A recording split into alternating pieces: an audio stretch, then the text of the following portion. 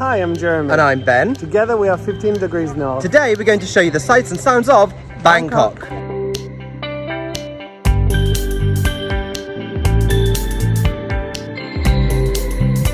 Bangkok is the capital of Thailand and one of the most visited cities in the world, with 14 million people living here. It's one of Southeast Asia's biggest cities, and on the ground it's a sprawling metropolis that spreads as far as the eye can see. The Chao Phraya River runs through its centre, with most of its key landmarks clustered on its banks. This includes numerous temples and Bangkok's most famous attraction, the Grand Palace. Home to the kings of Siam since the 18th century, the country was governed from here until 1925. Although it is still used for ceremonial state occasions throughout the year, it is now mostly a tourist site, and a big one that. We were there with thousands of visitors at the same time, and the ticket wasn't cheap either. Well, the king of Thailand needs to get his money from somewhere. Well, I don't think he'd be starving without us. The palace and the city of Bangkok were built in the late 18th century after Siam's previous capital was destroyed in a war with Burma. And that gave them a blank canvas to, well, go wild. And what they built was a lot. I mean, there's maximalism and then there's Bangkok's Grand Palace. The architect clearly went by a simple mantra: if it can be gold, it shall be gold. And I think that's a good mantra for us to all live by. Look, we both decided not to have gold wedding rings, okay? But if it can be gold... Wow.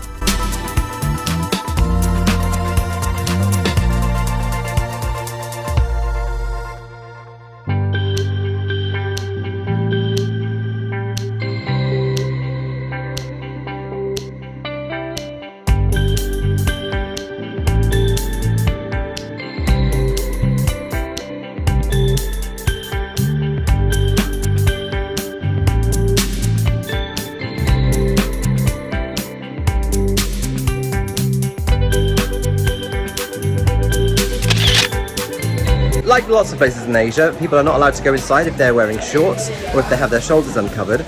But unlike other places in Asia, men aren't allowed to go inside with a sarong on, and I was laughed at because apparently what I was wearing was for a woman. Thankfully there's lots of shops outside where you can buy a pair of trousers for a very small fee. Actually, it's very cheap, to be fair, and it costs us £2. But regardless, yeah, no sarongs here.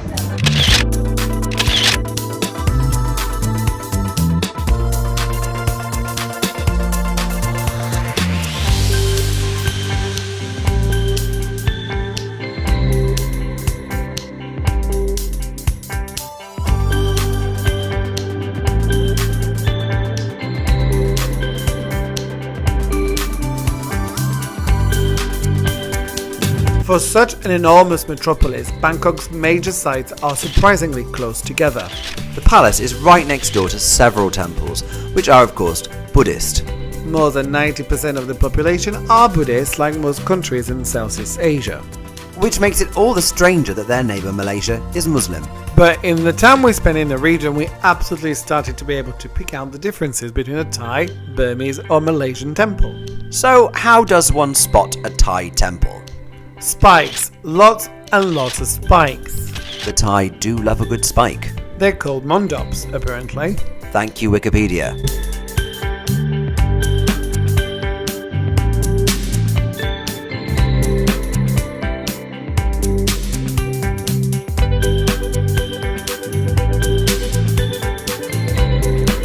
The reclining Buddha in Wat Phra is absolutely enormous. 15 meters high and 46 meters long, his feet alone are 3 meters tall. I wonder how big the actual Buddha was. Probably about 5'8" and 70 kilos, size 32 in trousers, small for t-shirt, size 8 feet. No, you're making this up. The Buddha is famously overweight. Actually, no, you're wrong. The Buddha, Siddhartha Gautama, was just a very normal person. The fat Buddha that we're so familiar with in the West is actually a Chinese monk from the 10th century who was known for his jovial personality and his eccentric lifestyle. And by eccentric lifestyle, do you mean his enormous appetite? Oi! I'm not fat-shaming anyone, not even a 10th century monk.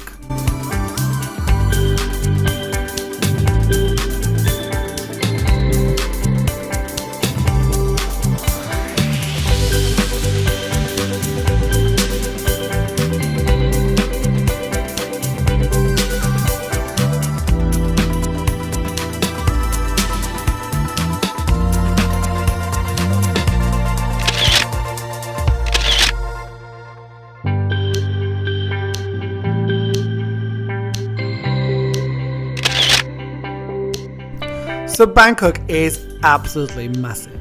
Getting around is a bit of a challenge at times, but your best bet is always to hop in a tuk-tuk and zip through the heavy traffic. You can even go on Uber and find a moped to hop on the back of, which is probably the quickest way around. The climate is hot, with temperatures always in the 20s and 30s. And while the weather is generally nice, the monsoon season begins late May and continues well into October. And we were there in August, so we got to see exactly what a monsoon afternoon looks like. It's all sunny until after lunch, and then suddenly the black clouds appear, the wind picks up, and ta-da, the rain has arrived. And we all know how much we love rain. Oh yes. You'd think that living in a city like Manchester we'd have a thicker skin for rain. But actually the reverse is true. You don't want to spend 300 days a year in rain only to get even more of it when you're on a trip. But unfortunately, rain is very much the reality of Southeast Asia, especially in monsoon season.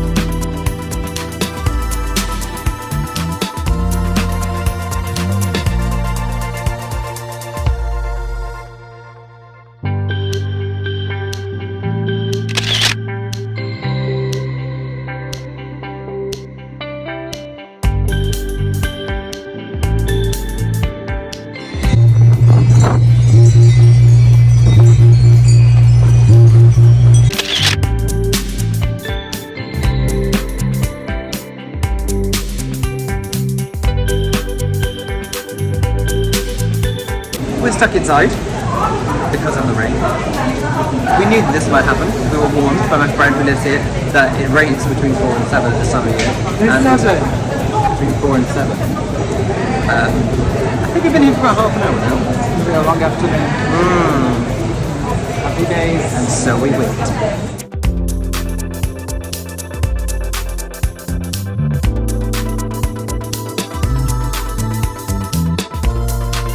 Bangkok is a bustling hubbub of light, scent and smell. Actually, there is a word in French that really sums up cities like Bangkok. De paysan. What does it mean? Well, it's one of those words that's pretty untranslatable, but it means being completely out of your comfort zone, but in a really good way, like being immersed in a world completely alien to your own. Well, I would say that Bangkok is absolutely de paysan. Now let's try and make de paysan happen. Just like telecabins.